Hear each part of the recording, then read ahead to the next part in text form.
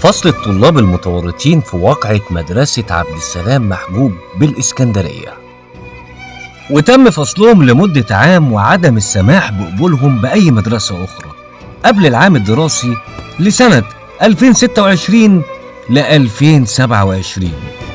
القرار أصدرته مديرية التربية والتعليم بعد الإساءة اللي أساءوها للمدرسة بتاعتهم داخل مكتبها الخاص بالمدرسة، وكم الشغب اللي عملوه اللي أوضح قد إيه إن الأهالي في البيوت ما بتربيش.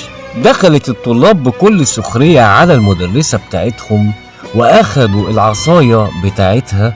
يا ريت اكتفوا بكده بس، لأ كمان فتشوا في شنطتها، وما اكتفوش برضه بكده، ده كمان ألقوا صندوق الكمامة قصاد مكتبها على الأرض. وفور انتشار الفيديو ووصوله لمديرية التربية والتعليم، أصدرت مديرية التربية والتعليم بيان بشأن الطلاب المشاغبين داخل مكتب المدرسة الخاص بها.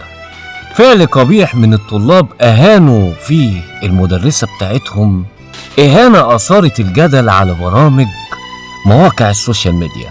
للأسف قرار وقف الطلاب مش عقاب، وكان المفروض العقاب ليهم علشان يكونوا عبرة لغيرهم الحبس ولو لمدة شهر، علشان الأطفال اللي في سنهم ما تاخدهاش حلوانة في سوانة وتقلدهم.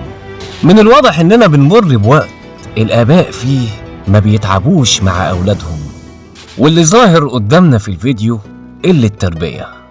ربوا عيالكم يحترموا الصغير قبل الكبير.